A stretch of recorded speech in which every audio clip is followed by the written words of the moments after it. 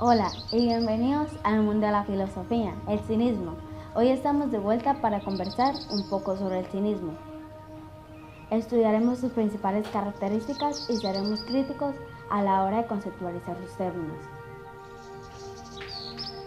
El cinismo. ¿Pero qué es el cinismo? El cinismo es un término que permite hacer referencia a la impudencia, la obscenidad descarada y la falta de vergüenza a la hora de mentir o defender acciones que no son condenables. Bueno, ya sabemos su terminología. Ahora, ¿qué es el cinismo en la filosofía?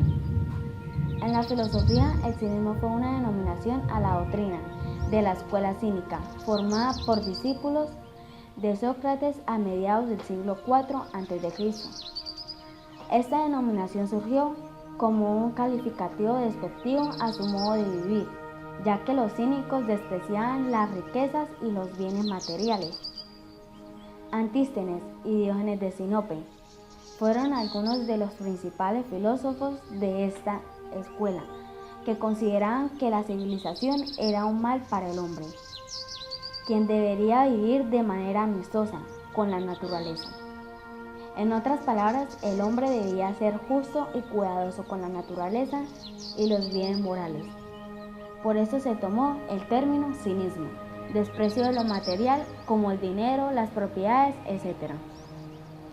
El cinismo señalaba que la sabiduría y la libertad del espíritu son los caminos a la felicidad, mientras que las cosas materiales son despreciables. Los cínicos incluso evitaban el placer para no convertirse en sus esclavos. Por ejemplo, los perros eran un modelo para los cínicos, ya que admiraban su sencillez. He aquí la cuestión. Entonces, ¿ya sabemos de dónde salieron todas esas caricaturas de Diógenes y el perro? He de recordarles que Diógenes era más comúnmente llamado el perro. Bueno, ya definimos ese término en la filosofía. Creo que llegó la hora de adentrarnos en sus pensamientos, convertirnos en un ser omnisciente para esta doctrina. El cinismo, particularmente para el oriundo de Sinope, la teoría, casi no importa, lo que impulsa la filosofía y todo su entramado, es el hombre de carne y hueso, el que sufre, el que padece, el que es presa de placer y dolor, de hambre y de sed, de vida y de muerte. ¿Por qué les importa el hombre? Y más importante todavía, ¿el hombre en su concepción cínica está alejado de la teoría? Responder estas preguntas es de lo que me ocuparé en las líneas siguientes. No sin antes señalar algunos aspectos importantes que estructuran el filosofar cínico. Primeramente, hay que señalar justo eso. El pensamiento cínico posee una estructura, un esquema que fundamenta y sostiene su quehacer vital y filosófico. Esta base se constituye en tres puntos claves, que como un embudo termina por caer y recaer en la clave de toda filosofía helenística, la felicidad. Los tres puntos necesarios para estructurar el cinismo son la ascesis, la autarquía y la vuelta a la naturaleza. Ascesis es un término griego que significa entrenamiento capaz de generar reglas que impliquen una rigurosa forma de vivir.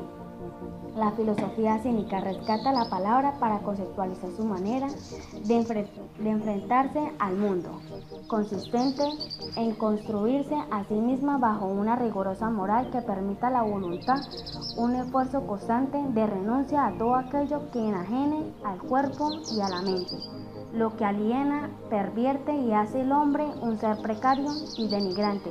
Es la riqueza, la vanidad, el lujo desmedido, la ignorancia y las pasiones. Aquí vale la pena detenerse.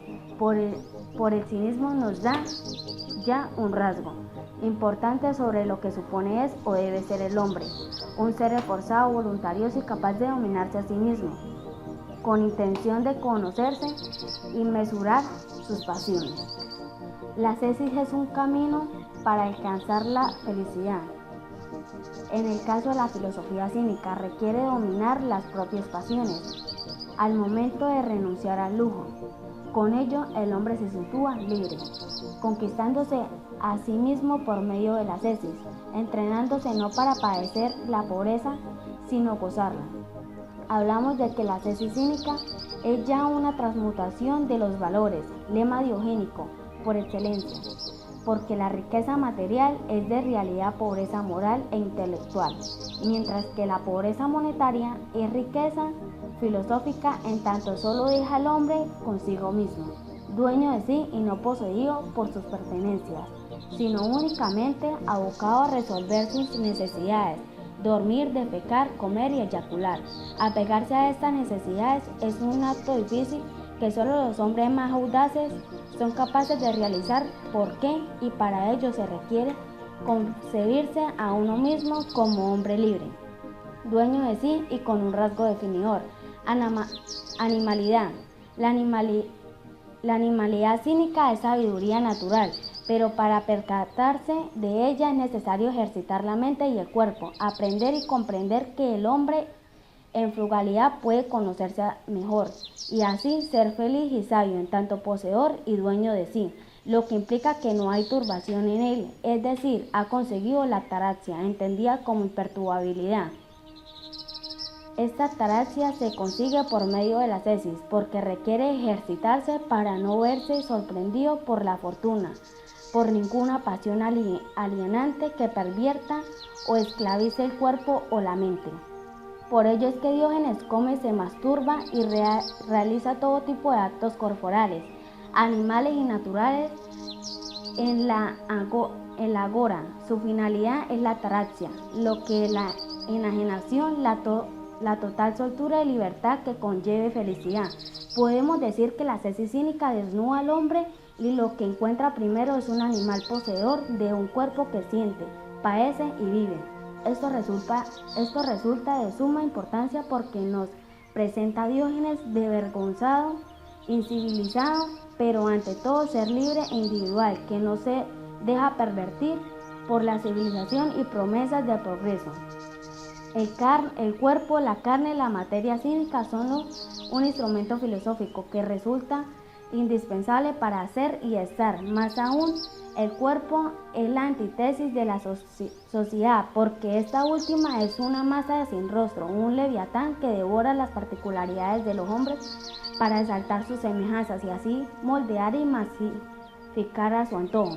El cuerpo cínico, la carne diogénica, muy al contrario, abre paso a la individualidad, a la singularidad, al particular y único hábitat que solo ser vivo posee, la materia carnal filosofía materialista, todas las luces sensualista, en cierta medida y los cinismos que importa a un hombre de carne y hueso. Su cuerpo es el medio para realizar la ascesis, porque también es receptáculo sensible y emocional que nos mueve, nos alimenta, nos hace vivir.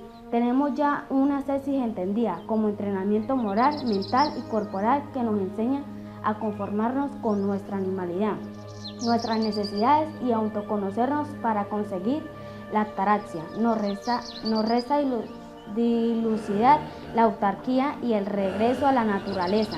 La autarquía es literalmente el gobierno de uno mismo sobre uno mismo, implica una totalidad, autosuficiencia que incita a desprenderse de todo aquello que es ajeno a la propia individualidad. Tiene como propósito realizar la total libertad del cínico, forjado un autogobierno en el cual no se depende de nada ni de nadie, sino del propio ser. La autarquía es en ese momento que nos enseña la libertad más pura y fundamental, una pedagogía de la autocomplacencia donde incluso el gozo y el placer se hallan en la propia subjetividad, dando a la autoexploración física y mental un sentido filosófico consistente en desarrollar en sumo grado la máxima délfica y socrática: conócete a sí mismo. ¿Para qué conocerse? Justo para saber lo que no es propio y lo que no es ajeno, y así poder ser independientes, autosuficientes y dueños de nosotros mismos. En conclusión, el cinismo es una reflexión apta para la crítica reflexiva y consistente, que hoy en día nos serviría para pensar nuestra condición y, ante todo, revalorar motivos e instituciones conductas caducas que solo buscan su afirmación a costa de pisotear al otro. Muchas gracias.